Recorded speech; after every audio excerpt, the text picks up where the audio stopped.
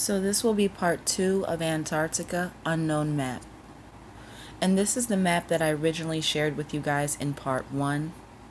And recently I noticed something on the map that took my research in a whole different direction. So I have a lot to share with you guys today about this map, as well as a lot of information on the so-called white explorers who discovered the Americas. So there's a lot involved in explaining all of this, and I'll start with what I noticed recently on the map. If you look closely, it says Tierra Sancti Crucis, and then at the bottom it says Mundus Novus. So Mundus Novus means the new world, and if we look at Tierra Sancti Crucis, this actually means land of the Holy Crossing. So this actually reads, Land of the Holy Crossing, the New World. So after years of mystery surrounding this map and months of research, I've finally figured out where this map came from. And keep in mind that all I knew about this map was that it was classified as belonging to Ferdinand. And I didn't know what year it was dated to. When I seen the document 3 years ago, it was under the name Ferdinand, and it didn't have a year. So the reason that I've had such a hard time finding this document anywhere under the name Ferdinand is because if you look online or if you look anywhere else, this actual map is classified under the name Rouge. So just to be clear, the map that I had the privilege of seeing 3 years ago was in black and white, not in color. It was from a library, and it was a document that was not made available to the public, and it belonged to Ferdinand. And according to Wikipedia, this map, the very same map that I seen 3 years ago, was made by a man named Rouge. And according to Wikipedia, Rouge wasn't a geographer or a map maker, but he was an artist. And he supposedly made this map by combining the territory discovered by Columbus and Vespucci in the years prior, and he made this map in 1507 based on the territories that both men had supposedly discovered. And the so-called Rouge map was closely held and guarded as state secrets. Often a limited number of copies were made. So it's obvious that Ferdinand's map that I saw 3 years ago and the so-called Rouge map are the same document. But the document can only belong to one person, either Ferdinand or Rouge. So if we examine the facts surrounding this map and we see who was ruling in 1507 during the time that this map was supposedly made, you'll see that in 1507, King Ferdinand was indeed the king who was ruling at the time, and you can see Ferdinand and his son Maximilian to the left. So I've come to the conclusion that it's highly probable that people like Christopher Columbus and Rouge never existed. If Christopher Columbus discovered America first, then why was America named after Amerigo Vespucci in 1507, the very same year that this so-called map was supposedly made? So the map is made in 1507 based on the territory that Vespucci discovered. And in 1507, America is named after Vespucci. And in 1507, King Ferdinand is the ruling king. So when you put it all together, it all makes sense. The map was made based on the explorations of Vespucci on behalf of King Ferdinand, which is why the map that I originally saw was classified under the name Ferdinand. And the territory on the 1507 map matches the letters that were written by Vespucci about his discovery of what he called the New World.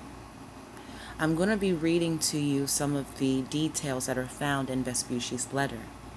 But one important clue which tells us that there was no such person named Columbus. Vespucci writes in his letters that his ancestors knew nothing of any land beyond the Atlantic. So I'll leave a link in the description box of all of Vespucci's letters for anyone who's interested in reading them. But what I've done for this video is I've just broken down a few important key details from each page. And if we start on page 1, we see that on the 14th day of May in the year 1501, Vespucci sails from Lisbon on behalf of the King of Portugal. And this is what Lisbon would have looked like during the time. Vespucci writes on page 1 that his ancestors had never seen the land that he discovered, that he called the New World. So Vespucci is telling us that he discovered this land, not Columbus. So when Vespucci is writing all of these letters about his discovery of the New World, he addresses these letters to a man named Medici. In fact, Vespucci's parents were friends with the Medici family, so Vespucci received his education in geography and exploration by the Medici family. The Medici family was a branch of the Habsburgs who ruled all of Italy for many generations. So if you look online, you'll find this false image of the Medici man that Vespucci was writing these letters to, showing him as a white man. But the other 3 images are authentic. So when it comes to the Habsburg family who ruled all of Europe, the Middle East, and America, they are known by many names, and it was Otto who first used the name Habsburg. And Habsburg is the name of the ancestral castle of this bloodline. So they're not just known as the Habsburgs, but by many names. And when we look at Otto the First and the Second, King Charles, also known as Carlos V, Ferdinand and his son Maximilian, they all belong to the House of Habsburg. The most important people during this time of the so-called exploration is Carlos V, also known as King Charles, Ferdinand, and his son Maximilian. And you can see the false white images that have been created of these 3 black kings. Now this is a fake white image of King Ferdinand and his wife Isabella, who supposedly gave birth to King Charles, who is a black man also known as Carlos V. And remember, it's this very same white couple who supposedly funded Christopher Columbus. The only problem is these people, like Christopher Columbus, never existed. It was Amerigo Vespucci who was sent to discover the New World on behalf of the black King Ferdinand. Vespucci was a servant to the king. There is no white King Ferdinand, and there is no Columbus. So on page 2, Amerigo Vespucci writes that he sails from Lisbon, then to the Canary Islands, Ethiopia, Mandinga, then Antarctica. On page 3, he writes, August 7th, 1501, he discovers Antarctica.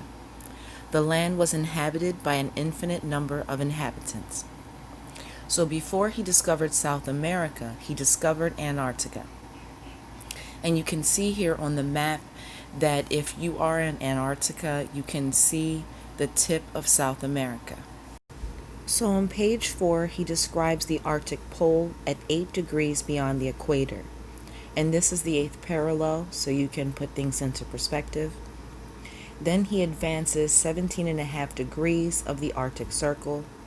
Then he says he sailed along the coast until he passed the Tropic of Capricorn. And this is the Tropic of Capricorn. So they sailed through the Tropic of Capricorn until they found Antarctica. And it was here that Vespucci decided to document the inhabitants of Antarctica.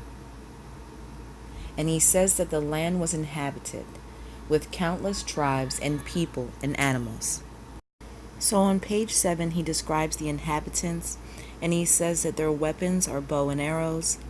He says that the people live a very long life, and they live to be 150 years old. He also describes the women. He says that the women do not have flabby breasts, that they all appear to be like virgins. So it may be hard for some people to understand how Antarctica 500 years ago was inhabited by countless tribes of people and animals. But there's more evidence outside of Vespucci's explorations that prove that just 500 years ago, Antarctica was indeed inhabited by multiple people and animals, and it was not covered in ice. Scientists have recently discovered that beneath Antarctica is a graveyard of dead continents, and they've even seen ancient rock structures hidden beneath the ice. Other evidence of Antarctica being inhabited just 500 years ago is this map that was made in 1513 by a Turkish general, showing Antarctica with no ice, just as it was documented by Vespucci 12 years earlier. And this is a document from the 1800s that was published in Science magazine in 2009, and it shows Antarctica being abruptly covered by water. And they claim that it was a tidal wave that happened abruptly. They claim that this event happened 13,000 years ago, but that is incorrect, because we know that we have two credible sources that prove Antarctica was inhabited by people just 500 years ago. So moving forward, Vespucci documents on page 10 that twice at midnight he saw a white rainbow. Now, the only place on Earth that a white rainbow has been seen at midnight is the North Pole, not the South Pole. And we know that Vespucci was in the South when he witnessed this white rainbow, not in the North. So the white rainbow observed by Vespucci in 1501 in the South Pole is the white rainbow that is now seen in the North Pole. So this actually proves that in the past 500 years, there was a pole reversal. And of course, scientists cannot definitively determine how often a pole reversal actually happens. They can only speculate. But the evidence left behind by Vespucci of the white rainbow in the south and the map from the Turkish general just 12 years after Vespucci would indicate that a pole reversal took place sometime in the past 500 years. So the last detail about this map that I want to share with you is the turtle formation that can be found at the top of the map. And there are ancient Native American legends that claim that America is Turtle Island. But Turtle Island is actually not America. The turtle formation can be found at the top of this map and at the top of the world. So you can see the image of the turtle at the top of the map. So the ancient legends of India and the Americas state that the earth was formed on the back of a turtle. Legends get distorted over time, and this story has now turned into America is Turtle Island. But America is not Turtle Island, as so many people ignorantly call this land, but the turtle is the top of the world where all land masses are formed. So I'll leave you with this for now, but I will in the future probably make another video about this map because I feel as though I'm missing something and I'm not quite sure what it is, but I feel that this research is not complete. So sometime in the future, I'll be making a part 3.